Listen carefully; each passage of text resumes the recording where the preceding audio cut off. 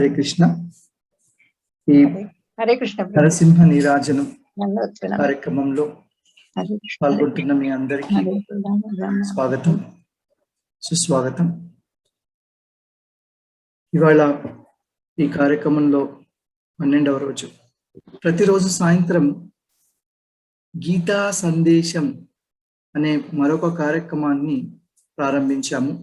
భగవద్గీత 18 అధ్యాయాలు 18 రోజుల్లో చెప్పాలని సంకల్పించి ఇంకొక కార్యక్రమం సాయంత్రం ప్రారంభించాము.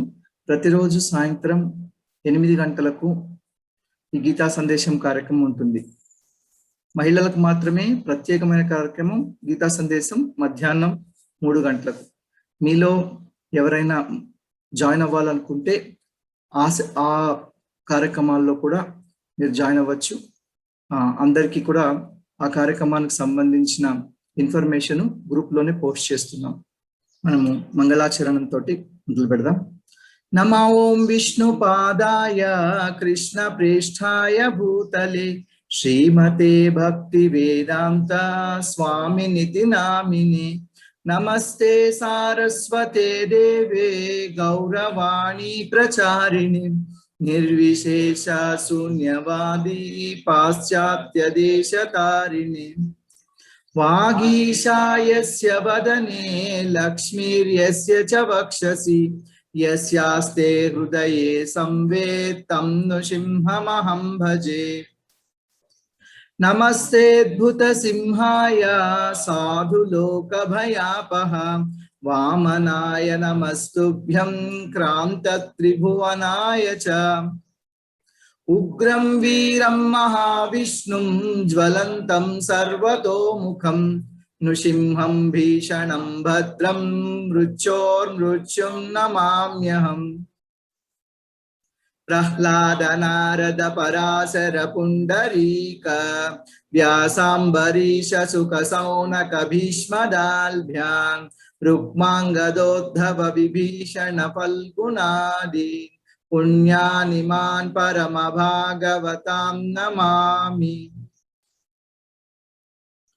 ఇప్పుడు భాగవత మంగళాచరణం.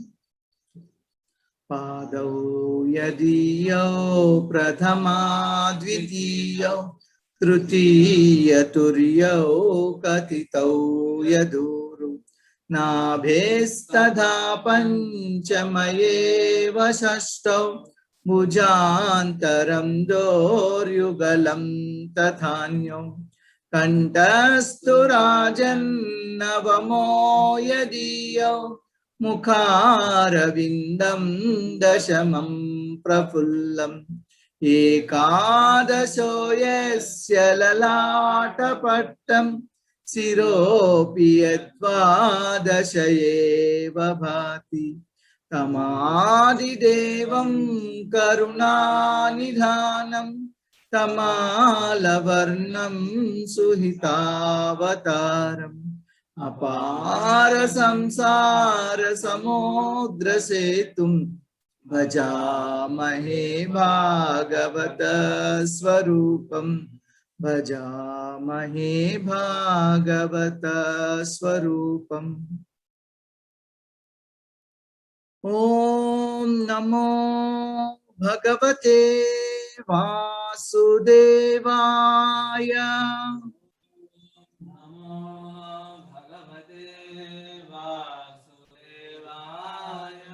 ఓం నమో భగవతే వాసుదేవాయ.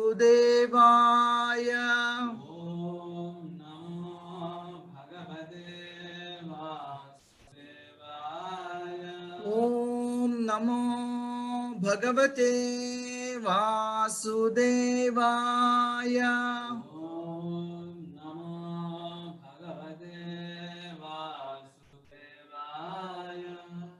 మనము సప్తమ స్కంధం శ్రీమద్ భాగవతం సప్తమ స్కంధం చెప్పుకుంటున్నాం. ఇప్పటి వరకు 3 అధ్యాయాలు అయ్యాయి. 4వ అధ్యాయంలో సగం వరకు చెప్పుకున్నాం. మొదటి అధ్యాయం జయ విజయుల కథ. పరీక్షిత్ మహారాజు అడిగిన ప్రశ్న, ఆ ప్రశ్నకు సమాధానంగా సుఖ మహర్షి నారద యుధిష్ఠిర సంవాదం, ధర్మరాజు అడిగిన 3 ప్రశ్నల గురించి వివరించారు. ఆ 3వ ప్రశ్న, హిరణ్యకశిపుడు పుత్రుడైన ప్రహ్లాదుని ఎందుకు ద్వేషించాడు అనడానికి సమాధానంగా ఈ చరిత్ర అంతా చెప్తున్నారు.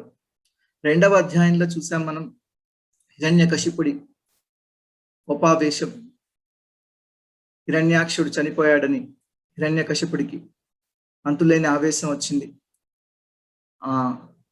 విష్ణువునే చంపాలని, లోకమంతా అల్లకల్లోలం చేయాలని నిశ్చయించుకున్నాడు.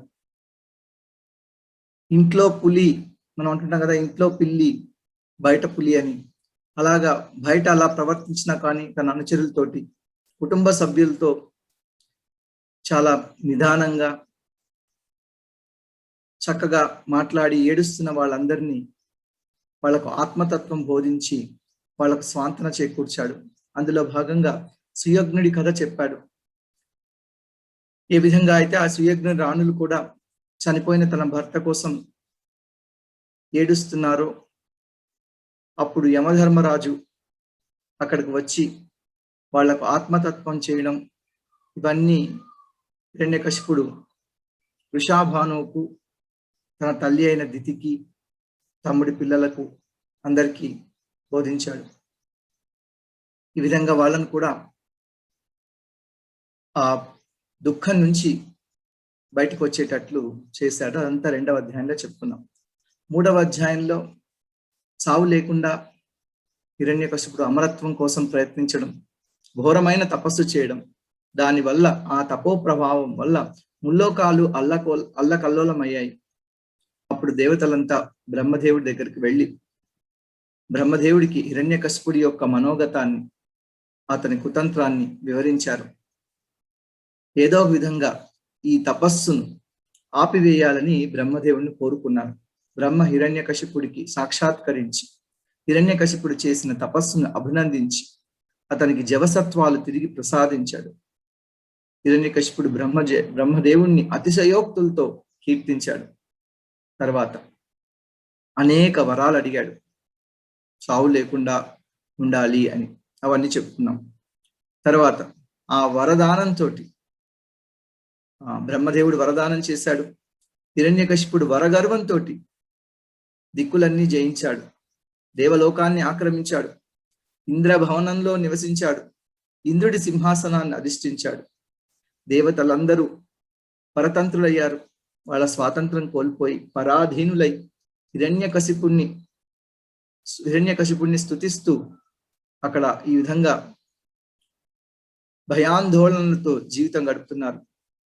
ఇక్కడేమో ఇంద్రియ లోలుడు హిరణ్యకశిపుడు ఆయన మధువుని స్వీకరిస్తూ ఎప్పుడూ మత్తులో ఉంటూ అందరినీ కూడా చండ శాసనుడై అందరినీ బాధలు పెడుతున్నాడు. దేవతలందరూ దిక్కులేక భగవంతుడి దగ్గరికి వెళ్ళి దేవదేవుడి నివాసమైన క్షీర సముద్రాన్ని దగ్గరికి వెళ్ళి అక్కడ అభయం కోసం ప్రార్థించారు.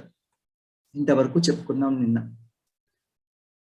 దేవదేవుడు వాళ్లకు ఈ విధంగా అభయం ఇచ్చాడు. నేను త్వరలో హిరణ్యకశిపుడిని సంహరిస్తాను. ఎప్పుడైతే హిరణ్యకశిపుడు ప్రహ్లాదుణ్ణి బాధలు పెడతాడో అప్పుడు నేను అవతరించి హిరణ్యకశిపుడిని సంహరిస్తాను, అప్పటి వరకు కొంచెం ఓపిక పట్టండి అని చెప్పడం జరిగింది. నారదముని ఇంతవరకు చెప్పిన తర్వాత ఇప్పుడు ప్రహ్లాదుడి పుట్టుక గురించి చెప్పకుండానే భగవంతుడు ప్రహ్లాదుని కీర్తించారు. ఆ విషయం చెప్తూ నారదముని ప్రహ్లాదుడి యొక్క గుణగణాలని, ఆయన పారవస్య లక్షణాలను పొగుడుతున్నారు. ఇవాళ మనం చెప్పుకోబోయే ఈ శ్లోకాలన్నీ ప్రహ్లాదుడి యొక్క మహద్గుణాలు, ప్రహ్లాదుడి యొక్క భక్తి వైభవం. శ్రీనారద ఉవాచ ఇత్యుక్తాలోక గురునా తం ప్రణమ్య దివౌకసః న్యవర్తంత గతోద్వేగా మేనిరే చాసురం హతం. లోకగురున, లోకాలకు గురువు, జగద్గురు శ్రీమన్నారాయణుడు ఇత్యుక్త, ఈ విధంగా చెప్పి ఆయన ఎప్పుడైతే ఈ విధంగా చెప్పి దేవతలకు ఆశ్వాసం ఇచ్చారో, దేవతలకు అభయాన్ని ఇచ్చాడు. అప్పుడు తం ప్రణమ్య దివౌకసః, దివౌకసులంటే దివమును ఓకసముగా కలిగిన వాళ్ళు, దివమును నివాసముగా కలిగిన వాళ్ళు దేవతలు. దివౌకసః తం ప్రణమ్య దివౌకసః, అతనికి దండ ప్రణామములు అర్పించి దేవతాదులందరూ న్యవర్తంత, వాళ్ళ వాళ్ళ స్థానాలకు వెళ్ళిపోయారు.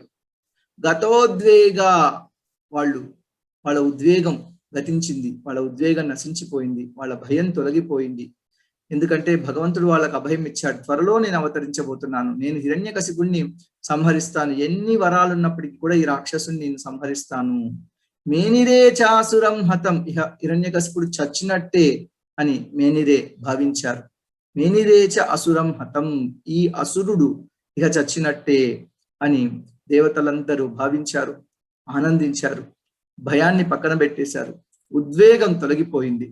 వాళ్ళు ఈ విధంగా చాలా సంతోషంతో మళ్ళీ వాళ్ళ వాళ్ళ స్థానాలకు వెళ్ళిపోయారు. వెళ్ళిపోయి అక్కడ హిరణ్యకశిపుణ్ణి సేవిస్తున్నారు. భగవంతుడు అవతరిస్తాడు అని వాళ్ళు ఎదురు చూస్తున్నారు. చూడండి, భగవంతుడు ఎందుకు అవతరిస్తాడు? భగవంతుడే స్వయంగా చెప్తున్నాడు, పరిత్రాణాయ సాధూనాం, నా భక్తుల్ని సాధువుల్ని చక్కగా రక్షించడానికి, పరిత్రాణాయ వినాశాయ చ దుష్కృతాం, దుష్కృతులందరినీ, ఎవరైతే భగవద్భక్తులను బాధలకు గురి చేస్తున్నారో అటువంటి దుష్టుల్ని, వినాశాయ చక్కగా నశింపజేయడానికి, ధర్మ సంస్థాపనార్థాయ ధర్మాన్ని లెస్సగా చక్కగా స్థాపించడానికి, సంభవామి యుగే యుగే, ప్రతి యుగంలో కూడా నేను సంభవిస్తూ ఉంటాను, నేను అవతరిస్తూ ఉంటాను అని భగవంతుడు చెప్పాడు. తన భక్తులైన దేవతలకు ఆపదలు వచ్చాయి. తన మహాభక్తుడైన ప్రహ్లాదుని హిరణ్యకశిపుడు అనేక బాధలకు గురి చేస్తున్నాడు. అందుకే స్వయంగా భగవంతుడు దేవాదిదేవుడు అవతరించాడు. తస్య దైత్యపతే పుత్ర చత్వార పరమాద్భుత ప్రహ్లాదో భూన్మహాంస్తేషాం గుణైర్మహదుపాసకః. తస్య దైత్యపతేః పుత్రాః, ఆ దైత్యపతి యొక్క పుత్రులు, చత్వారః పరమాద్భుతాః, నలుగురు పరమ అద్భుతమైన పిల్లలు కలిగారట ఆ దైత్యపతి హిరణ్యకశిపుడికి. చత్వార పరమాద్భుత ప్రహ్లాదో భూన్ మహాంస్తేషాం, వాళ్ళందరిలో కూడా మహాత్ముడు, గొప్పవాడు, అతి శ్రేష్ఠుడు ప్రహ్లాదుడు. ప్రహ్లాదో భూన్ మహాంస్తేషాం గుణైర్మహదుపాసకః, అతడు మహాగుణములకు నిధి వంటి వాడు, గొప్పవాడు ప్రహ్లాదుడు. అటువంటి ప్రహ్లాదుడి యొక్క చరిత్ర నేను మీకు ఇప్పుడు చెప్పబోతున్నాను అని నారదముని ధర్మరాజుతో చెప్తున్నాడు. తస్య దైత్యపతే పుత్ర చత్వార పరమాద్భుత ప్రహ్లాదో భూన్ మహాంస్తేషాం గుణైర్మహదుపాసకః. ఆ హిరణ్యకశిపుడికి నలుగురు పిల్లలున్నారు. ఆ నలుగురు పిల్లల్లో కూడా ప్రహ్లాదుడు అతి శ్రేష్ఠుడు. ప్రహ్లాదుడికి మహాగుణాలకు ప్రహ్లాదుడు నిధి అయి ఉన్నాడు అని నారదముని ప్రహ్లాదుడి యొక్క గుణగణాలను కీర్తించడం మొదలుపెట్టారు. చూడండి ఏమేం చెప్తున్నారో ప్రహ్లాదు గురించి. బ్రహ్మణ్యశీల సంపన్నః సత్యసంధో జితేంద్రియః ఆత్మవత్ సర్వభూతానాం ఏక ప్రియ సుహృత్తమః. ఈ విధంగా హిరణ్యకశిపుడు ప్రహ్లాదుని యొక్క గుణగణాలను వర్ణిస్తున్నాడు.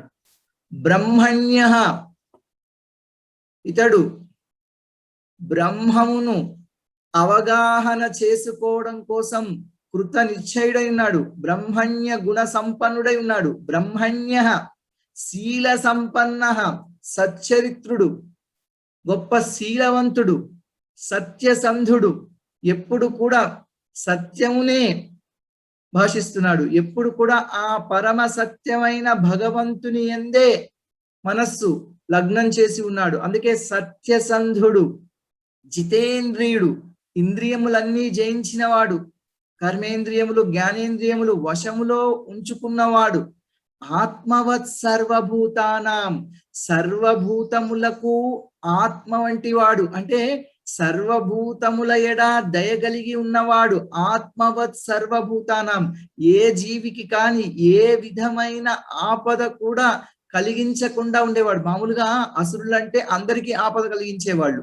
అసురుల్లో పుట్టినప్పటికీ కూడా ఎవ్వరికీ ఆపద కలిగించని వాడు, అందరి పట్ల దయగలిగిన వాడు, ఏక ప్రియ సుహృత్తమ, ప్రతి ఒక్కళ్లకు కూడా మంచి మిత్రుడు, స్నేహితుడు, అందరికీ ప్రియమైన వాడు. ఏక ప్రియ సుహృత్తమ, అందరికీ ప్రియమైన వాడు, అందరికీ స్నేహితుడు.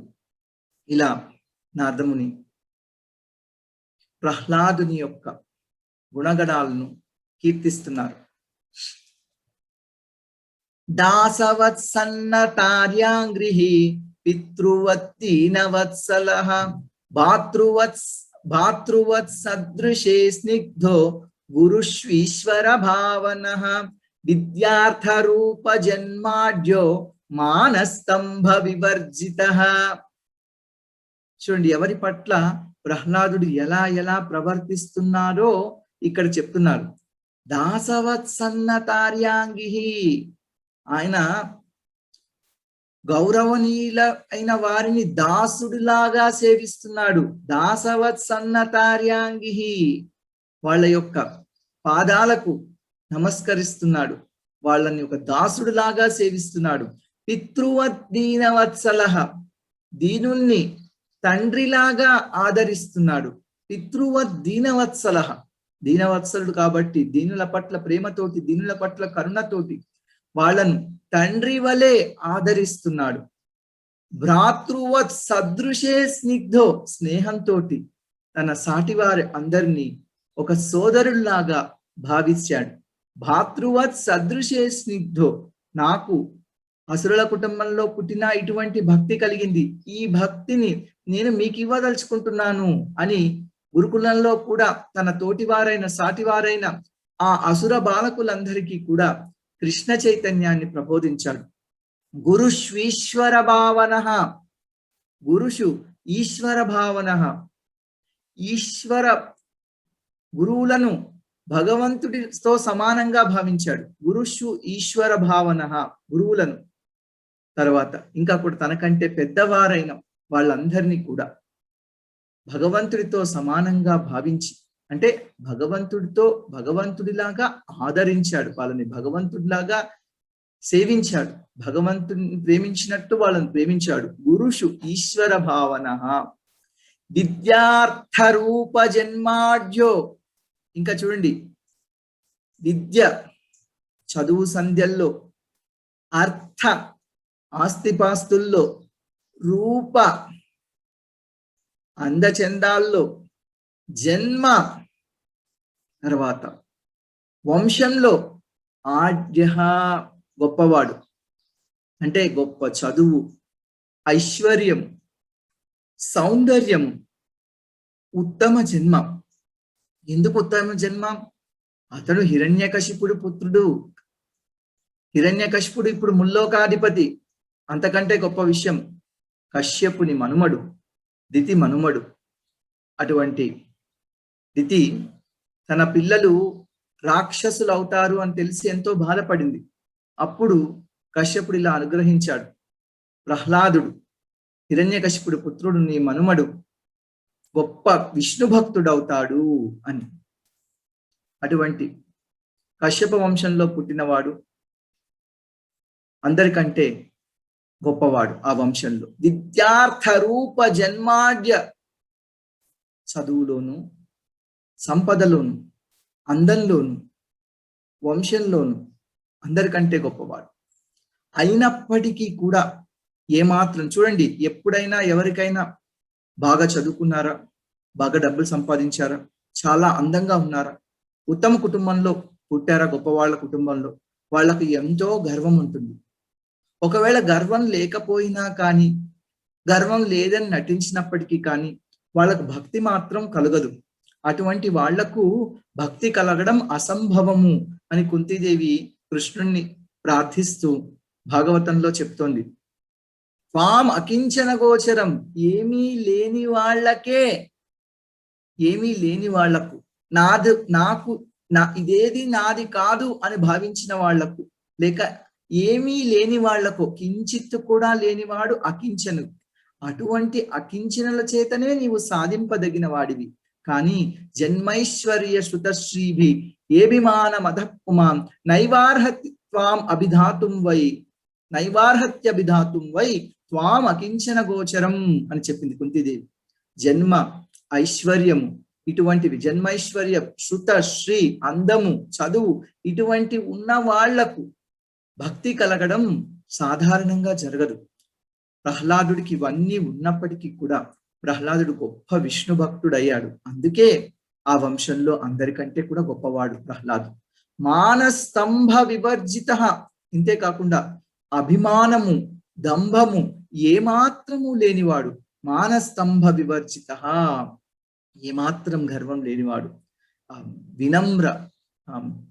వినమ్రంగా వినయ విధేయతలతోటి అందరినీ సేవిస్తున్నాడు.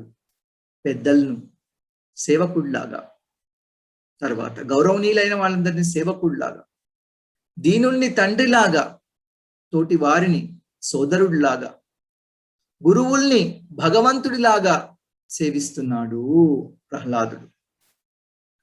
నోద్విగ్న చిత్తో వ్యసనేషు నిస్పృహః శ్రుతేషు దృష్టేషు గుణేష్వస్తు దృక్ దానేంద్రియ ప్రాణ శరీరధి సదా ప్రశాంత కామో రహితాసురోసురః.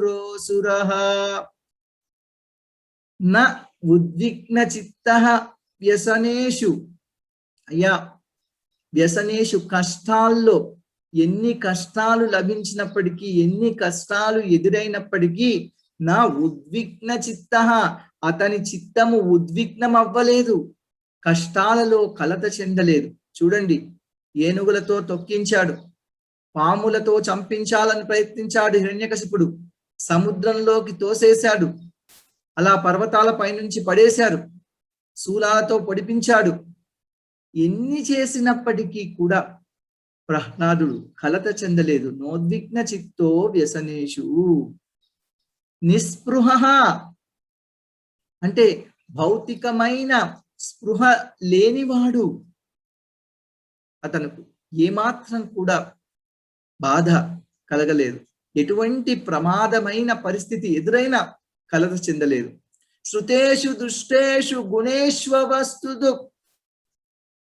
వేదంలో చెప్పినట్టి కామ్య కర్మల పట్ల అతడికి ఏ రకమైన అభిరుచి కలగలేదు. శృతేషు దృష్టేషు గుణేష్వస్తు, తర్వాత భౌతికమైనవన్నీ కూడా వ్యర్థమనే భావించాడు. నిస్పృహ, ఇంకా దాంతేంద్రియ ప్రాణ శరీరధి సదా ఎల్లప్పుడూ దాంత అంటే నిగ్రహించుకున్నాడట. ఏమేమి నిగ్రహించుకున్నాడు? ఇంద్రియ ప్రాణ శరీరధి, ఇంద్రియాలను, ప్రాణాన్ని, శరీరమును, ఇంద్రియములను, ప్రాణములను, శరీరాన్ని నిగ్రహించుకున్నాడు. ఎప్పుడు ప్రశాంత కామః, కామవాంఛలు ఏమాత్రం లేకుండా ప్రశాంతంగా ఉన్నవాడు. రహితాసురోసుర, అసుర వంశంలో పుట్టినప్పటికీ కూడా అసురుడు కాకుండా విష్ణు భక్తుడై ఉన్నాడు. అందుకే దేవతలు సైతం ప్రహ్లాదుని ప్రశంసిస్తారట. దేవతలు ఎప్పుడు కూడా దైత్య దానవుల్ని నిందిస్తూనే ఉంటారు. అటువంటి దేవతలు కూడా ఉదాహరణగా ప్రహ్లాదుని విష్ణు భక్తుడికి గొప్ప ఉదాహరణగా చెప్పుకుంటారు. వాళ్ళు కూడా ప్రహ్లాదుని ఎంతో కొనిపెడతారు. చూడండి, ఎటువంటి తండ్రికి జన్మించినప్పటికీ, ఎటువంటి వంశంలో జన్మించినప్పటికీ విష్ణు భక్తుడు సదా ఎల్లప్పుడూ కీర్తించబడతాడు. ఎందుకంటే అతడు ఇంద్రియాలను, ప్రాణాలను, శరీరాన్ని నిగ్రహించుకొని, కోరికలన్నిటినీ తొలగించుకొని, భౌతికమైన వాంఛల పట్ల ఏమాత్రం దృష్టి పెట్టకుండా, కష్టాలు కలిగినప్పుడు కలత చెందకుండా ఎప్పుడూ కూడా భగవంతుణ్ణే స్మరిస్తుంటాడు. ఆ విధంగా ఎవరైతే అలా చేస్తారో వాళ్ళు ఎంతో ప్రశంసనీయులు. వాళ్ళను అందరూ కూడా అభినందిస్తారు. యస్మిన్ మహద్గుణారాజన్ గృహ్యంతే కవిభిర్ముహుః నతేధునాపి ధీయంతే యథా భగవతీశ్వరే. యస్మిన్ మహద్గుణారాజన్, ఓ రాజన్, ఓ ధర్మరాజా, నారదముని చెప్తున్నారు ధర్మరాజు, ఓ ధర్మరాజ, యస్మిన్ మహద్గుణ గృహ్యంతే కవిభిర్ముహుః, గొప్ప గొప్ప సాధువులు వైష్ణవులు ఈ భక్త ప్రహ్లాదుని మహద్గుణాలను కీర్తిస్తున్నారు. యస్మిన్ మహద్గుణారాజన్ గృహ్యంతే కవిభిర్ముహుః, మళ్ళీ మళ్ళీ కీర్తిస్తున్నారు ముహుః. చైతన్య చరితామృతంలో ఇలా చెప్పబడింది. అక్కడ పూరీ క్షేత్రంలో చైతన్య మహాప్రభు వారు గదాధర పండితుడితో కలిసి ఇంకా అనేక మంది భక్తుల సాంగత్యంలో ప్రతినిత్యం భాగవతం చదువుకుంటున్నారట. అక్కడ తోట గోపీనాథ మందిరంలో వాళ్ళు ఇలా ప్రతి మధ్యాహ్నము అక్కడ భాగవతం చదువుకునేవాళ్ళు అనేక గంటల పాటు. ఆ భాగవతం ఎప్పుడైతే చదువుకుంటున్నారో వాళ్ళు, ఎక్కడైతే ధ్రువ చరిత్ర, అంతకంటే ముఖ్యంగా ప్రహ్లాద చరిత్ర వచ్చిందో ఒకసారి చదువుకోవట్లేదట, 100 సార్లు చదువుకుంటున్నారట. గృహ్యంతే కవిభిర్ముహుః, మళ్ళీ మళ్ళీ మళ్ళీ మళ్ళీ మళ్ళీ మళ్ళీ ప్రహ్లాదుడి యొక్క గుణగణాలను గొప్పవాళ్ళు సాధువులు వైష్ణవులు కీర్తిస్తారు అని భాగవతంలో చెప్పబడింది. ఇక్కడ భగవంతుడే భక్తుడిగా వచ్చి చైతన్య మహాప్రభువుగా అలా 100 సార్లు ప్రహ్లాదుడి యొక్క గుణగణాల్ని కీర్తించాడు. ఎంత అదృష్టవంతుడు ప్రహ్లాదుడు. అధునా ఇప్పుడు కూడా అధునా ఈ కాలంలో కూడా, ఈ రోజు కూడా మనం ప్రహ్లాదుని కీర్తిస్తున్నాం. శ్రీల ప్రభుపాదుల వారి దయ వల్ల, భక్తి వేదాంత స్వామి వారి అనుగ్రహంతో వారు రచించిన శ్రీమద్ భాగవతం, ఈ భక్తి వేదాంత భాష్యం ఇప్పుడు కూడా మనం చదువుకుంటున్నాము. అధునా ఈ రోజుల్లో కూడా, ఇప్పుడు కూడా కవిభిర్ముహుః, వైష్ణవుల చేత కీర్తించబడుతున్నాడు ప్రహ్లాదుడు. నా అపిధీయంతే, ఎప్పుడు కూడా దీన్ని మానరు, ఎప్పటికీ జరుగుతూనే ఉంటుంది. యథా భగవతీశ్వరే, ఈశ్వరుడు దేవాదిదేవుడు భగవంతుణ్ణి ఎల్లకాలము ఎప్పుడు సర్వకాల సర్వావస్థల్లో కీర్తించినట్లు గొప్ప గొప్ప వైష్ణవులు సాధువులు ఇప్పుడు కూడా ఆపకుండా ప్రహ్లాదుడి యొక్క మహద్గుణాలను కీర్తిస్తున్నారు. అంత గొప్పవాడు ప్రహ్లాదుడు అంత గొప్ప భక్తుడు. అందుకే గొప్ప గొప్ప వాళ్ళంతా కూడా ఇప్పుడు కూడా ఆపకుండా ప్రహ్లాదుని కీర్తిస్తున్నారు. ఎక్కడెక్కడైతే వైష్ణవులు పరస్పర సాంగత్యాన్ని స్వీకరిస్తుంటారో అక్కడ ఇప్పుడు కూడా ప్రహ్లాదుని కీర్తించబడుతున్నాడు. యం సాధు గాథా సదసి రిపవోపి సురానృప ప్రతిమానం ప్రకుర్వంతి కిముతాన్యే భవాదృశా.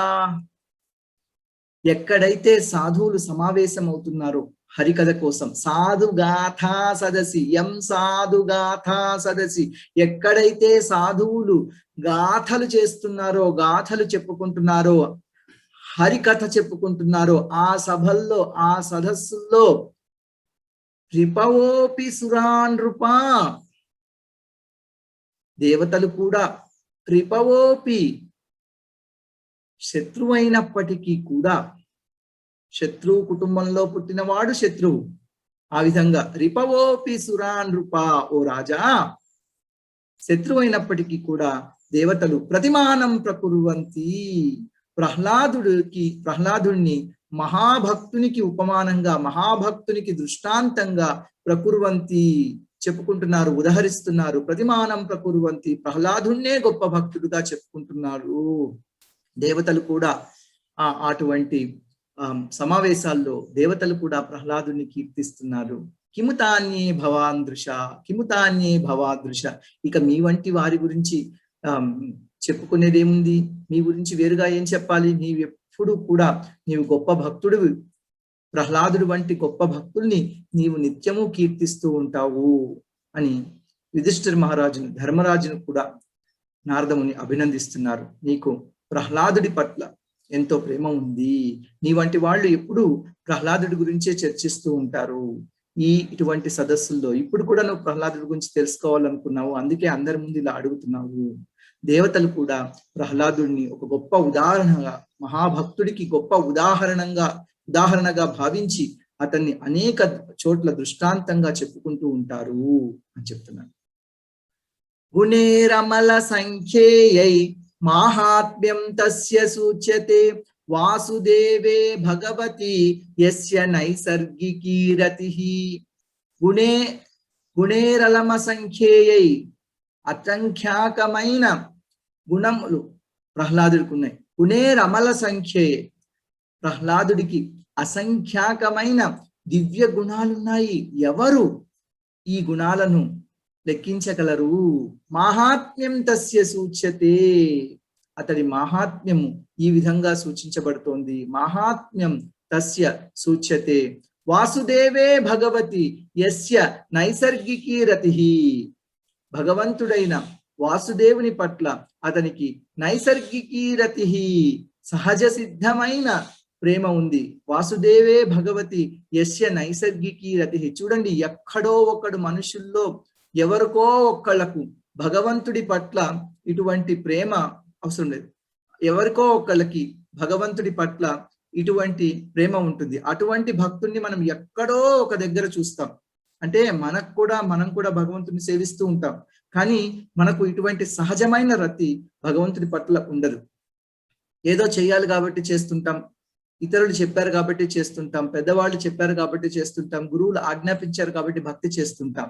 కానీ వాసుదేవే భగవతి యస్య నైసర్గికీ రతిః, ప్రహ్లాదుడికి అలా కాదు. ఈ భక్తి సహజంగా వచ్చింది. అంటే అది పుట్టుకతోనే, ఇంకా గర్భంలో ఉన్నప్పుడే నారదముని ప్రహ్లాదుడికి ఈ విధంగా ఆయనకు భక్తి పట్ల ప్రేరణ కలిగించారు. పూర్వజన్మలో కూడా, మళ్ళీ చెప్పుకుందాం ప్రహ్లాదుడి పూర్వజన్మ కదా, పూర్వజన్మలో చేసుకున్న పుణ్య ఫలితంగా కూడా ప్రహ్లాదుడికి భక్తి కలిగింది. న్యస్త క్రీడన కోబాలో చెడవత్తన్మనస్తయ కృష్ణగ్రహ గృహీతాత్మ నవేద జగదీదృశం. చిన్నపిల్లవాడు అయినప్పటికీ కూడా న్యస్త క్రీడనకో బాలో, అతనుకు క్రీడల పట్ల, ఆటల పట్ల ఏమాత్రం అభిరుచి కలగలేదు. మనం ప్రథమ స్కందంలో చెప్పుకున్నాం, నారద మునీంద్రులకు కూడా అలాగే చిన్నపిల్లవాడిగా ఉన్నప్పటికీ కూడా ఆట పాటల యందు అభిరుచి కలగలేదు అని. అదేవిధంగా పరీక్షిత్ మహారాజ్ కూడా చిన్నప్పుడుకి ఆయనకు కూడా ఆటల్లో వేటితోటి ఆయన ఆట పాటల్లో పాల్గొన్నాడు అంటేట భగవంతుడి యొక్క లీలలను స్మరించుకుంటూ, భగవంతుడి యొక్క శ్రీ విగ్రహాలను, వాటిల్లోనే అతడు ప్రభావితుడయ్యాడు. కానీ ఆటల పాటల యందు సాధారణ బాలుడిలాగా పరీక్షిత్తు కూడా ప్రవర్తించలేదు అని కూడా భాగవతంలో చెప్పబడింది. అతను చిన్నప్పటి నుంచి కూడా పాండవుల కుటుంబంలో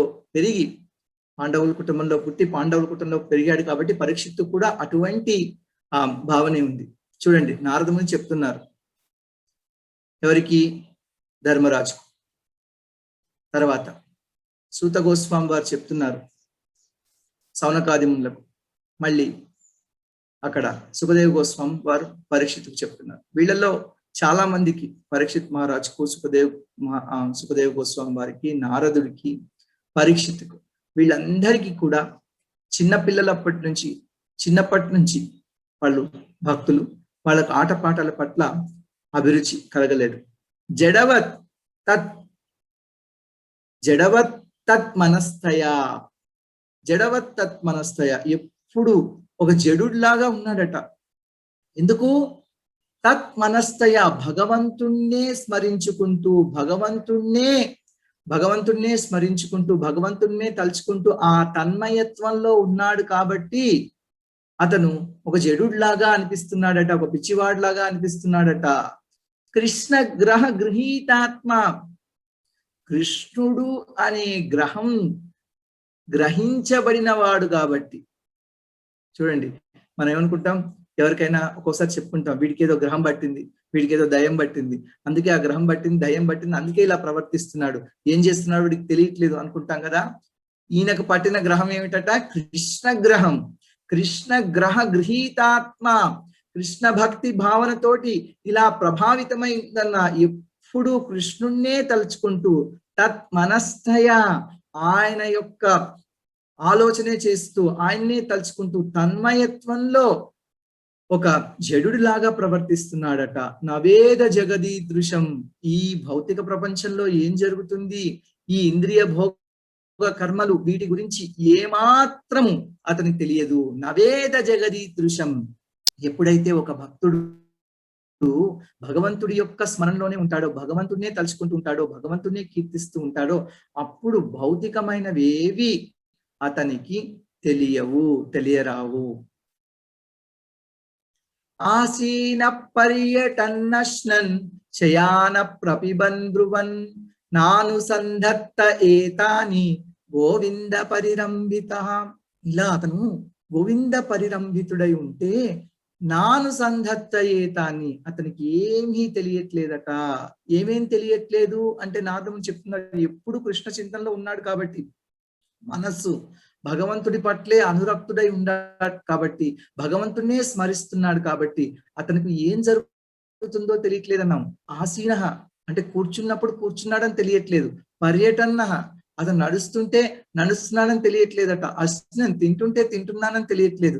శయాన పడుకుంటే పడుకున్నానని తెలియట్లేదు. ప్రపిబన్ ఏమైనా పానీయాలను తాగుతుంటే తాగుతున్నానని తెలియట్లేదు. బ్రువన్ సంభాషిస్తే తను సంభాషిస్తున్నానని తెలియట్లేదు. ఈ విధంగా ప్రహ్లాదుడు గొప్ప భక్తుడు అయ్యాడు. సర్వకాల సర్వావస్థల యందు విష్ణువునే స్మరిస్తున్నాడు తప్ప తాను ఏం చేస్తున్నాడో తనకు తెలియట్లేదు. అంటే భౌతికమైన కార్యాల పట్ల ఏమాత్రం అనురక్తుడు కాలేడు. బయట ప్రపంచంలో ఏం జరుగుతున్నా మనస్సులో ఎప్పుడూ భగవంతుడినే స్మరించుకుంటున్నారు. ఎవరైతే, చూడండి, మనకు అనేక కష్టాలు వస్తాయి, అనేక నష్టాలు వస్తాయి. ప్రతిరోజు మీరు ఒకవేళ పేపర్ చూసారనుకోండి, ఇవాళ దీనివల్ల ఎంతమంది చచ్చిపోయారు, దానివల్ల అంతమంది చచ్చిపోయారు, ఇక్కడ ఈ సమస్య ఉంది, అక్కడ ఆ సమస్య ఉంది, ఏవేవో. పొద్దున్నే లేచి పాపం ఎవరైనా చదువుకుందాం అనుకుంటారో భాగవతం బదులు న్యూస్ పేపర్, వాళ్ళందరూ కూడా చాలా డిస్టర్బ్ అయిపోతారు. ఎందుకంటే చూడండి, ఇప్పుడు వేరే వాళ్ళు మన ఇంట్లో తెచ్చి చెత్త వేసారనుకోండి, వాళ్ళ చెత్త తెచ్చి మన ఇంట్లో వేసారంటే మనకి ఎంత బాధ కలుగుతుంది. అయ్యో, నేను ఇంత శుభ్రంగా పెట్టుకుని నా ఇంట్లో తెచ్చి చేస్తావా అని. న్యూస్ పేపర్ కూడా అలాంటిదే. న్యూస్ అంటే చెప్పుకుంటారు కదా, నార్త్, ఈస్ట్, సౌత్, వెస్ట్ అని. అన్ని చోట్ల నుంచి తీసుకొచ్చి ఆ చెత్త విషయాలన్నీ కూడా పొద్దున్నే మన ఇంట్లో వేసి వెళ్తారు. అటువంటి వార్తలు మనం పక్కన పెట్టి చదవకుండా భగవంతుణ్ణే నిత్యము స్మరిస్తూ ఉంటే, భగవంతుణ్ణే తలుచుకుంటుంటే, ముఖ్యంగా పొద్దున్నే లేచి బ్రహ్మ ముహూర్తంలో ఇలా భాగవతం వింటూ ఉంటే మనకు కూడా ప్రహ్లాదుడు కలిగినట్టి భక్తి కలుగుతుంది. ప్రహ్లాదుడికి ఈ భౌతికమైన విషయాల పట్ల, భౌతిక ప్రపంచం పట్ల ఏమాత్రం ఆసక్తి కనబరిచేవాడు కాదు. క్వచిద్రుదతి వైకుంఠ చింతాస బల చేతన. ఒక్కొక్కసారి ఆ వైకుంఠ చింతాస బల చేతన, ఆ వైకుంఠుణ్ణి తలుచుకుంటూ ఒక్కొక్కసారి ఏడుస్తూ ఉంటాడట. క్వచిద్రుదతి వైకుంఠ చింతాస బల చేతన. ఆధ్యాత్మికంగా ఎప్పుడైతే భక్తుడు పురోగమిస్తాడో అప్పుడు భగవంతుడిని తలుచుకుంటూ ఉంటే ఆనంద బాష్పాలు రాలుతుంటాయి. క్వచిద్రుదతి వైకుంఠ చింతాశబల చేతన. ఇప్పుడు శబరి రాముణ్ణి కలుసుకుందో అప్పుడు శబరికి ఆనందం కలిగిందట. ఆనందంలో ఆవిడ ఏడ్చింది. క్వచిద్రుదతి వైకుంఠ చింతాశబల చేతన. ఈ విధంగా ఎవరైతే వైకుంఠ చింతన కలిగి ఉంటారో, అటువంటి చైతన్యం, కృష్ణ చైతన్యం కలిగి ఉంటారో, వాళ్ళు ఒక్కొక్కసారి భగవంతుడిని తలుచుకొని ఆనందంతో ఆనంద బాష్పాలు కలుస్తుంటారు. క్వచిత్ దశతి తచ్చింత. ఆయన తలుచుకుంటూ ఒక్కోసారి నవ్వుకుంటూ ఉంటారట. క్వచిత్ దశతి తచ్చింత ఆహ్లాద ఉద్గాయతి క్వచిత్. ఇంకొకప్పుడు పెద్దగా బిగ్గరగా హరే కృష్ణ హరే కృష్ణ కృష్ణ కృష్ణ హరే హరే హరే రామ రామ రామ హరే హరే ఇలా భగవంతుని యొక్క నామాన్ని బిగ్గరగా జపిస్తూ ఉంటారు. క్వచిత్ దశతి తచ్చింతగా ఆహ్లాద ఉద్గాయతి క్వచిత్ నదతి క్వచిత్ ఉత్కంఠో. ఒక్కొక్కసారి పెద్దగా నాదం చేస్తూ ఉంటారు, కీర్తన చేస్తుంటారు. నచిత్ క్వచిత్ ఉత్కంఠ, ఆ ఉత్కంఠతతోటి ఇప్పుడు నేను భగవంతుని ప్రార్థించాలి, ఇప్పుడు నేను భగవంతుని సేవించాలి అనే ఉత్కంఠతోటి, ఆ పారవశ్యంతో నాదం చేస్తూ ఉంటారు. నదతి విలజ్జో నృత్యతి క్వచిత్, ఇంకొకప్పుడు సిగ్గు లేకుండా, సిగ్గుని పక్క విడిచి విలజ్జో నృత్యతి, ఆనందంగా నృత్యం చేస్తూ ఉంటారు. చాలా మంది ఇలా భక్తులు ఆనందంతో నృత్యం చేస్తూ ఉంటే ఏమిటి వీళ్ళు ఇలా డాన్స్ చేస్తున్నారు, ఇలా చేస్తున్నారు ఏంటి అనుకుంటారు. కానీ ఆ అనుభవిస్తున్న వాళ్లకు ఆనందం తెలుస్తుంది. చూడండి, వాళ్ళు సినిమాలకు వెళ్ళేటప్పుడు సినిమా పాటలు పాడుకునేటప్పుడు అక్కడక్కడ పార్టీలో డాన్స్ చేసేటప్పుడు వాళ్ళు సిగ్గుపడట్లేదు. ఎప్పుడైతే భగవంతుడి ముందు భక్తులు నృత్యం చేస్తున్నారో, ఓ వీళ్ళు ఇలా చేస్తున్నారు అంటున్నారు.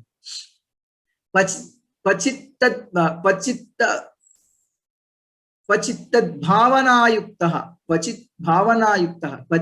భావనాయుక్త తన్మయోనుచకార, ఆయన భావంలో ఉండి, ఆయన చైతన్యంలో ఉండి తన్మయులై, ఒక్కొక్కసారి తన్మయుడై ఆ భగవంతుని యొక్క లీలలను అనుకరిస్తున్నారట. అనుచకారః అంటే కృష్ణుడు ఏం చేస్తున్నాడో ఆ ఏకత్వ భావంలో తను కూడా అలాగే ఒక్కొక్కసారి గోవర్ధన పర్వతం ఎత్తినట్టు, ఒక్కొక్కసారి వెన్న దొంగిలించినట్టు, ఒక్కొక్కసారి కృష్ణుడు ఏవో చేస్తున్నట్టు ప్రహ్లాదుడు కూడా అలాగే చేస్తున్నాడట. క్వచిత్ తద్భావనాయుక్త తన్మయో అనుచకార. మీరు ఇక్కడ ఒక ప్రశ్న, ఇలా కృష్ణ గృహగృహీతాత్మ అని చెప్పారు, కృష్ణ చింతనలో ఉంటున్నాడని చెప్పాడు. అప్పటికి ఇంకా కృష్ణుడు పుట్టలేదు కదా, ఆ తర్వాత ఎన్నో యుగాలకు కదా కృష్ణుడు అవతరించింది. మరి ప్రహ్లాదుడు ఎట్లా కృష్ణ భక్తుడు? అయ్యా, కృష్ణుడికి అనేక వేల కోట్ల జన్మలున్నాయి, ఎన్నోసార్లు భగవంతుడు అవతరించాడు. ప్రహ్లాదుడు కూడా ఆ భగవంతుడి యొక్క మహాభక్తుడు. కాబట్టి ప్రహ్లాదుడు కృష్ణుడి యొక్క భక్తుడు అని చెప్పుకోవడం, కృష్ణుడి యొక్క భక్తుడు అని భాగవతం చెప్పేది అది సరైన విషయం. తెలివి తక్కువ వాళ్ళు మాత్రమే అప్పటికి ఇంకా కృష్ణుడు పుట్టలేదు కదా అనుకుంటారు. కృష్ణుడి యొక్క లీలలు అనేక బ్రహ్మాండాలలో అనేక చోట్ల ఎప్పుడూ జరుగుతూనే ఉంటాయి. భగవంతుడికి పుట్టుక లేదు, ఆయన యొక్క లీలలు అనంతం. ప్రహ్లాదుడికి శాస్త్రబద్ధంగా భగవంతుడు, అందున కృష్ణుని యొక్క అవతారం, అవతారి కృష్ణుడు అనే విషయం తెలుసు. అందుకే భగవంతుడి యొక్క లీలలను అనుకరిస్తున్నాడు. తర్వాత భగవంతుడి యొక్క అనేక లీలలు మనం ఇప్పుడు చెప్పుకునేవి అంతకు ముందు కూడా జరిగాయి. ప్రతి కల్పంలో ఒకసారి భగవంతుడు స్వయంగా అవతరిస్తాడు తన నిజ రూపంలో. క్వచిదుత్పలకస్తూష్ణీం ఆస్తే సంస్పర్శ నిర్వృతః అస్పంద ప్రణయానంద సలిలామీలితేక్షణః. అస్పంద ప్రణయానంద సలిలామీలితేక్షణః. ఆ ప్రణయంలో కలిగిన ఆనందంతో స్పందన కోల్పోయి అస్పంద ప్రణయానంద సలిలామీలితేక్షణః, ఆ కళ్ళల్లో కన్నీళ్లు కారుతూ ఉంటేట కళ్ళు పూర్తిగా తెరుచుకోవట్లేదట. అమీలితేక్షణ, అర్ధ నిమీలిత నేత్రాలు కలిగి ఉన్నవాడట. ఎందుకు? ఆస్తే తూష్ణీం ఆస్తే సంస్పర్శ నిర్వృత, భగవంతుడి యొక్క స్పర్శ, భగవంతుడి యొక్క భగవంతుడి యొక్క కరకములు కాదు, భగవంతుడి యొక్క కరకమలముల స్పర్శానుభూతి కలిగి ఆయన పులకిత గాత్రుడవుతున్నాడట. శరీరం అంతా రోమాంచితమవుతుంది, పులకితమవుతోంది. ఆ సంస్పర్శతోటి, భగవంతుడి యొక్క స్పర్శ తెలుస్తోంది ప్రహ్లాదుడికి. తెలిసి అటువంటి ఆనందంతో, ఆ ప్రణయానందంతో అతను అశ్రుధారలు కారుస్తుంటే అలా మౌనంగా ఉండిపోతున్నాడట. నేత్రాలు అర్ధనిమిలంగా ఉన్నాయి, సగం తెరుచుకొని ఉన్నట్టే, కళ్ళ నిండా కన్నీళ్లు నిండిపోయినాయి కాబట్టి ఏమి కనిపించట్లేదు. తర్వాత అలాగే తూష్ణీం ఆస్తే, అలా నిశ్శబ్దంగా ఉండిపోయాడు తనలోనే తను ఏడుస్తూ. ఎందుకంటే భగవంతుడి యొక్క స్పర్శ, భగవంతుడి యొక్క భావన అతనికి కలిగాయి. అందువల్ల సంస్పర్శ నిర్వృత సవుత్తమ శ్లోక పదారవిందయో నిషేవయా కించన సంగలబ్ధయా తన్వన్ పరాం నిర్వృతిమాత్మనో ముహుః దుస్సంగదీనస్య మనాశమం వ్యథాత్. ఉత్తమ శ్లోక పదారవిందయో, ఆ ఉత్తమ శ్లోకుడు, ఉత్తమమైన శ్లోకాలతో కీర్తించబడేవాడు భగవంతుడు. ఆయన యొక్క పదారవిందయో, పాద కమలముల పట్ల నిషేవయాకించిన సంగలబ్ధయ, అటువంటి భగవంతుణ్ణి సేవించే అకించనుల యొక్క సంగము లభించడంతో ప్రహ్లాదుడికి ఎందుకయ్యా ఈ భక్తి కలిగింది అంటే, సౌత్తమ శ్లోక పదారవిందయో నిషేవయాకించన సంగలబ్ధయా, ఆ విశుద్ధ భక్తులు నిత్యము భగవంతుని యొక్క చరణారవింద సేవలో లగ్నమైన మహాభక్తుడైన నారదముని యొక్క సాంగత్యం లభించడం వల్ల తన్వత్పరాం నిర్వృతిమాత్మనో ముహుః దుస్సంగధీనస్య మనశ్శమం పితా. అటువంటి ఆయన పారవశ్యంలో ఉన్న ప్రహ్లాదుడి దేహ లక్షణాలను ఏమాత్రం ఆధ్యాత్మిక చింతన లేని దుస్సంగధీనులు కూడా, వాళ్ళు కూడా చూసినట్లయితే వాళ్ళకు కూడా భగవంతుడి యొక్క భక్తి కలిగింది. అంటే ప్రహ్లాదుని ఎవరైతే అటువంటి స్థితిలో చూశారో వాళ్ళకు కూడా దివ్యానందం కలిగింది, వాళ్ళ మనస్సు ప్రశాంతమైంది, వాళ్ళకు కూడా భగవంతుడి యొక్క చింతన కలిగింది. ప్రహ్లాదుడికి ఎలా కలిగింది? ప్రహ్లాదుడికి నారదముని వల్ల కలిగింది. ప్రహ్లాదుడికి కలిగినట్టి చింతన ప్రహ్లాదుడి సాంగత్యం తీసుకున్న అసుర బాలకులకు కూడా కలిగింది. మనం ఎంత దుర్మార్గులమైనప్పటికీ, దుష్టులమైనప్పటికీ ఒక మహాభక్తుడి యొక్క సాంగత్యాన్ని మనం స్వీకరిస్తే అతని యొక్క సాంగత్యంలో మనకు భక్తి కలుగుతుంది. అందుకే మనం అందరం శిలా ప్రభుపాదుల వారి సాంగత్యాన్ని స్వీకరించి ఆయన రాసిన భక్తి వేదాంత భాష్యాలు చదువుకుంటూ ఆయన చెప్పినట్లు మన జీవితాన్ని మలుచుకొని భక్తుల సాంగత్యంలో ప్రతిరోజు కూడా ఇలా ఉదయం 5 గంటలకే మన అందరం సమావేశమై భగవంతుని కీర్తిస్తున్నాం. ఇది చాలా సంతోషకరమైన విషయం. శిలా ప్రభుపాదుల వారు దీన్ని శిలా ప్రభుపాదుల వారు చాలా సంతోషిస్తారు మనం ఇలా చేయడం వల్ల. మనము ఇలాగే మన జీవితాన్ని కొనసాగిస్తే మన మనస్సులో కూడా భగవంతుడి యొక్క భావన కలుగుతుంది. మనకు కూడా మహాభక్తుల యొక్క అనుగ్రహం లభించి మనం కూడా భక్తులయ్యే అవకాశం ఉంది. ఇప్పుడు ప్రహ్లాదుడి యొక్క ఇప్పుడు ఈ యుధిష్ఠిర మహారాజు ఇలా ప్రశ్నిస్తున్నారు. ఏమిటి ఆయన ప్రశ్నించడం? మళ్ళీ ఇదే అడుగుతున్నాడు, ఇదివరకు అడిగిన ప్రశ్నే. తస్మిన్ మహాభాగే మహాత్మని హిరణ్యకశిపు రాజన్ అకరోధగమాత్మజే. ఇప్పుడు కూడా నారదముని ఇంకా ఇదే చెప్తున్నారు. తస్మిన్ మహాభాగే మహాత్మని హిరణ్యకశిపు రాజన్, ఓ రాజా అకరోధగమాత్మజే. ఇప్పుడు కూడా అకరోధగమాత్మజే, ఓ రాజా హిరణ్యకశిపుడు తన సొంత పిల్లవాడైనప్పటికీ, ఆత్మజుడైనప్పటికీ కూడా అఘం అంటే పాపము చేశాడు తన పుత్రుడి పట్ల. ఎవరా పుత్రుడు? మహాభాగవతుడు, మహాభాగుడు, మహాత్ముడు ప్రహ్లాదుడు. గొప్ప భాగవతుల్లో కల్లా గొప్ప భాగవతుడు, మహాభాగవతుడు, పరమ భాగవతుడు, మహాభాగుడు, గొప్ప అదృష్టవంతుడు, భగవంతుని భక్తి కలిగి ఉన్నవాడు కాబట్టి మహాత్ముడు. ఎవరు మహాత్ములు? మనం అనేక మందిని మహాత్ములు అని చెప్పుకుంటూ ఉంటాం, కానీ భగవద్గీత ఎవరిని చెప్తున్నాయి మహాత్ముడు అని? మహాత్మనస్తు మాం పార్థ దైవీ ప్రకృతి ఆశ్రిత. ఎవరైతే దైవీ ప్రకృతిని ఆశ్రయించి భగవంతుడి యొక్క ఆంతరంగిక శక్తి శ్రీమతి రాధారాణి భక్తి దేవిని సేవిస్తారో వాళ్లే మహాత్ములు. అట్లా భక్తి చేసే ప్రహ్లాదుడు మహాత్ముడు. ప్రహ్లాదుడిని ఎవరైతే అనుసరిస్తున్నారో ఆయన మార్గాన్ని వాళ్ళు మహాత్ములు. అటువంటి మహాభాగవతుడు మహాత్ముడైన ప్రహ్లాదుడిని హిరణ్యకశిపుడు అనేక విధాలుగా బాధించాడు అని నారదముని వారు చెప్తున్నారు. అప్పుడు యుధిష్ఠిర మహారాజు ఇలా మళ్ళీ ఇంకోసారి ప్రశ్నిస్తున్నారు. చూడండి, 3వసారి అడుగుతున్నారు, ఎందుకు చేశారు, ఇలా ఎందుకు చేశారు? నారదముని మొదలు పెడుతున్నాడు, కథ చెప్తున్నాడు. కథ చెప్తుంటే కూడా ఈయనకు అదే ఒక విషయం మీద ప్రహ్లాదుని హిరణ్యకశిపుడు ఎందుకు బాధించాడు, ప్రహ్లాదుని హిరణ్యకశిపుడు ఎందుకు బాధించాడు. మొదట్లో అడిగారు, మధ్యలో అడిగారు, మళ్ళీ ఇప్పుడు అడుగుతున్నారు ఇంకోసారి, ఎందుకు ఇలా చేశాడు, ఎందుకు ఇలా చేశాడు. ఎందుకంటే యుధిష్ఠిర మహారాజు మనసుకు ఎంతో బాధ కలుగుతోంది. ప్రహ్లాదుడు వంటి సుపుత్రుణ్ణి, ప్రహ్లాదుడు వంటి మహాభక్తుణ్ణి, మహాత్ముణ్ణి, మహాభాగవతుణ్ణి, మహాభాగుణ్ణి ఎందుకు హిరణ్యకశిపుడు ఇలా చేశాడు. తండ్రి పట్ల గౌరవం కలిగి ఉన్నాడు కదా, భగవంతుడి పట్ల ఇంత ప్రేమ కలిగి ఉన్నవాడు కదా, అందరి పట్ల దయ ఉన్నవాడు కదా, ఎప్పుడూ భగవంతుడిని స్మరిస్తున్నాడు. అయ్యో ఇటువంటి భక్తుడికి ఇంత కష్టం ఎందుకు వచ్చింది, ఆ తండ్రి ఇలా ఎందుకు చేశాడు అని ఉండబట్టలేక కథ చెప్తుంటే మధ్య మధ్యలో ఆపేసి మళ్ళీ మళ్ళీ అదే అడుగుతున్నాడు. అంటే ప్రహ్లాదుడు ఎంత గొప్ప భక్తుడో ధర్మరాజు కూడా అంత భక్తుడు. ఒక భక్తుడికి కలిగిన కష్టాన్ని ఇంకొక భక్తుడు సహించలేడు. చూడండి, వైష్ణవుడు పరదుఃఖ దుఃఖి. ఇతరులకు కలిగిన దుఃఖాన్ని తన దుఃఖంగా స్వీకరించేవాడు, తన దుఃఖంగా భావించేవాడు వైష్ణవుడు. ఆ ఇతరుడు వైష్ణవుడు కాకపోయినా సామాన్యుడైనప్పటికీ ఆ సామాన్యుడికి కలిగే దుఃఖాన్ని తన దుఃఖంగా వాళ్ళు స్వీకరించి వాళ్ళ కోసం దుఃఖిస్తుంటారు. అది వైష్ణవుల యొక్క స్వభావం.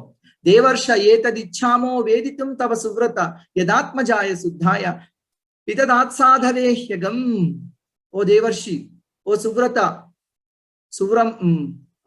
గొప్ప వ్రతం కలవాడ, భగవంతుణ్ణే కీర్తించాలనే గొప్ప వ్రతం కలవాడ, గురుశ్రేష్ఠ, విశుద్ధుడు, శుద్ధాయ విశుద్ధుడు, ఆత్మజాయ పుత్రుడు, తర్వాత గొప్పవాడు అయిన ప్రహ్లాదుడికి ఎందుకు హిరణ్యకశిపుడు తండ్రి అయినప్పటికీ అటువంటి కష్టాన్ని కలిగించాడు, అతని పట్ల ఎందుకు పాపం చేశాడు, అఘం అధాద్ ఎందుకు చేశాడు అతని పట్ల పాపాన్ని, దీని గురించి నేను వినాలనుకుంటున్నాను. ఏతద్ వేదితమిచ్చాము, దేవర్ష ఏతద్ వేదితమిచ్చాము, ఏతదిచ్చామో వేదితం, నాకు చెప్పు అని అడుగుతున్నాను.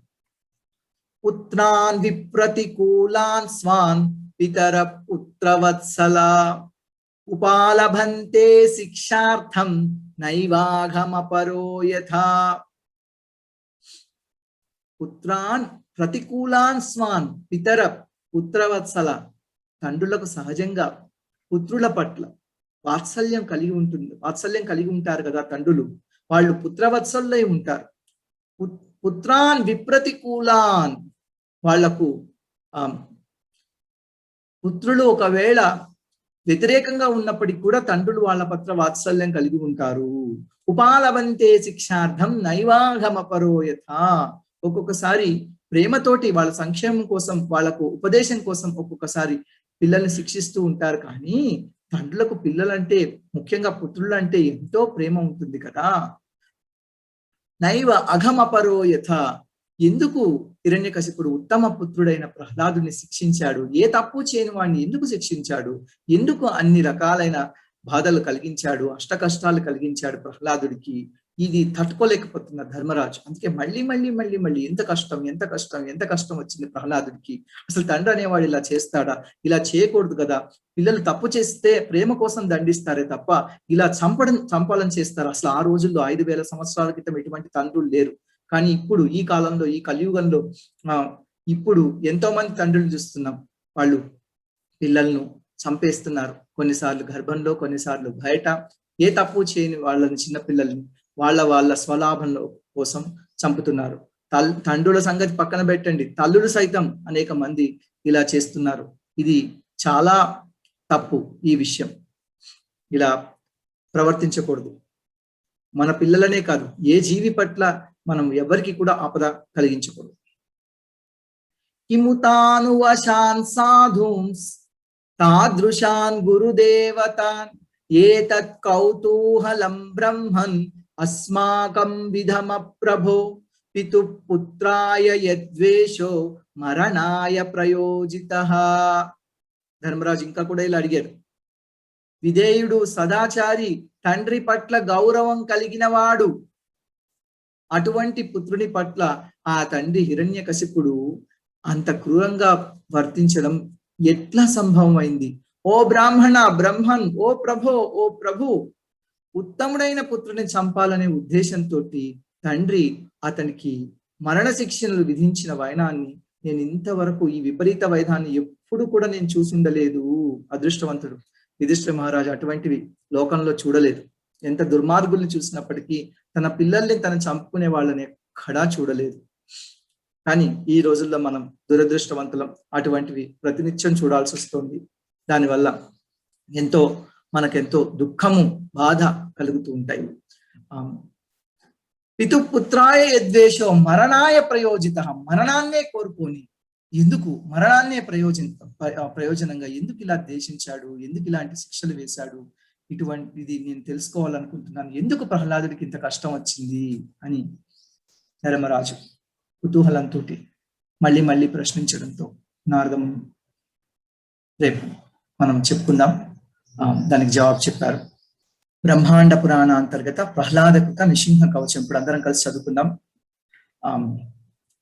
ప్రహ్లాద నృసింహ కవచం వక్షే ప్రహ్లాదేనోదితం పురా సర్వరక్షాకరం పుణ్యం సర్వోపద్రవనాశనం సర్వసంపత్కరం చైవ స్వర్గమోక్ష ప్రదాయకం ధ్యాత్వా నృసింహం దేవేశం హేమసింహాసనస్థితం వివృతాస్యం త్రినయనం శరదిందు సమప్రభం లక్ష్మ్యాలింగిత వామాంగం విభూతిభిరుపాశ్రితం చతుర్భుజం కోమలాంగం స్వర్ణకుండల శోభితం శ్రియాసు శోభితోరస్కం రత్నకేయూరముద్రితం తప్త కాంచన సంకాశం పీత నిర్మల వాససం ఇంద్రాదిసురమౌలిస్థ స్ఫురన్మాణిక్య దీప్తిభిః విరాజిత పదద్వంద్వం శంఖ చక్రాది హేతిభిః గరుత్మతా చ వినయా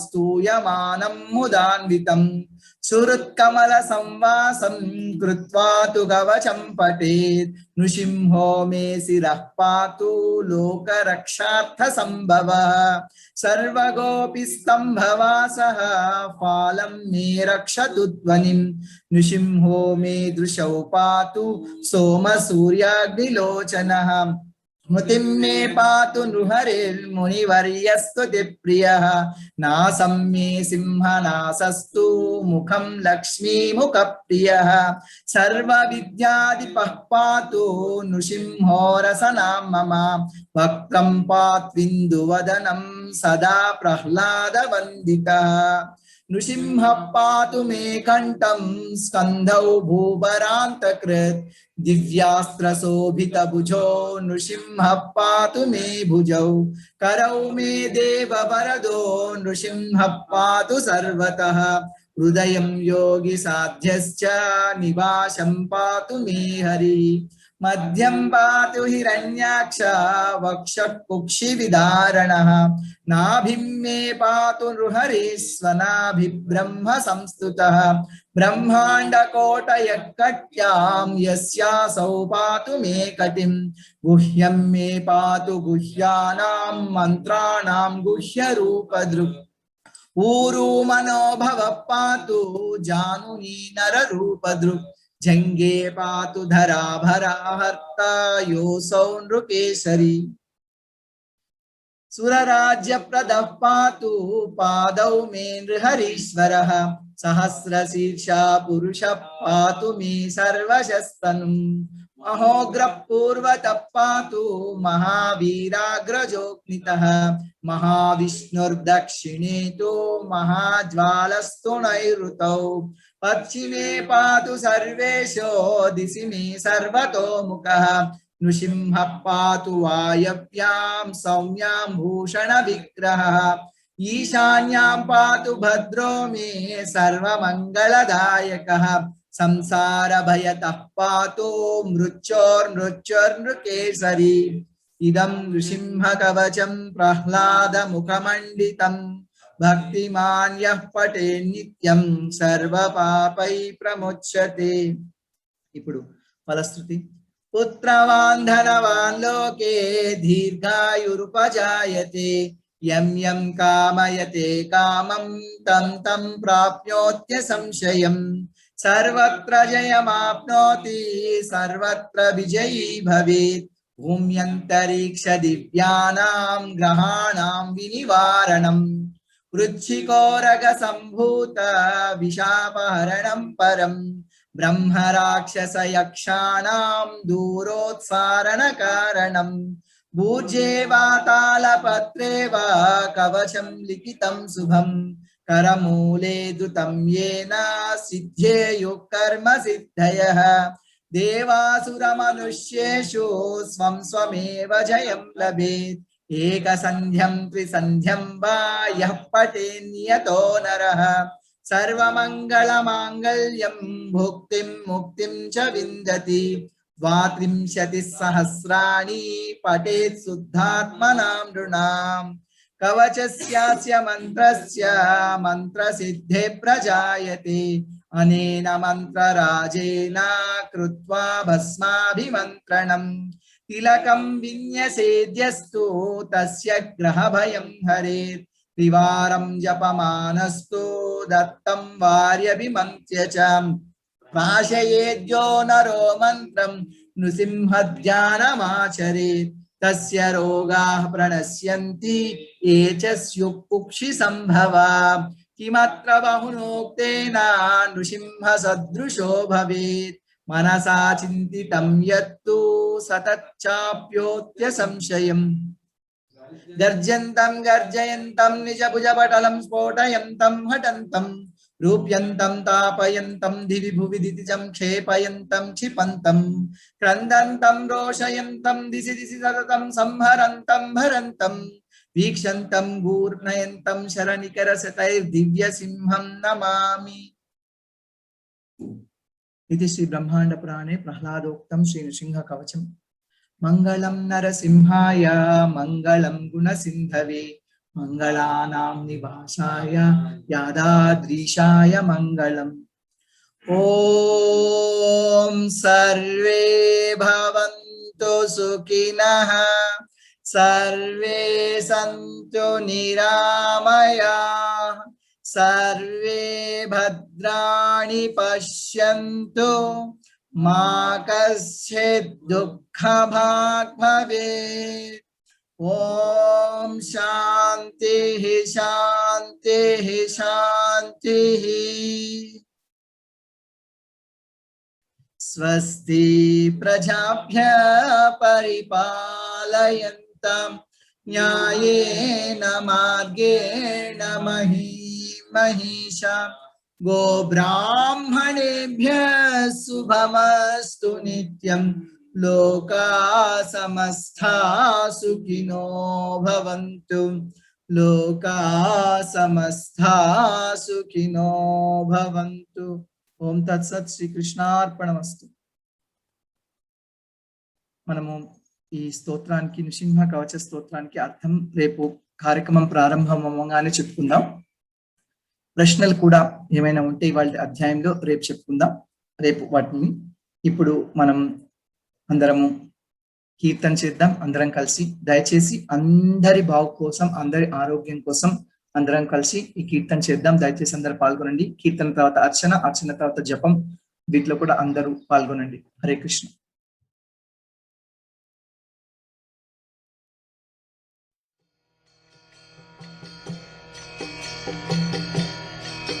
Hare Krishna, Krishna Krishna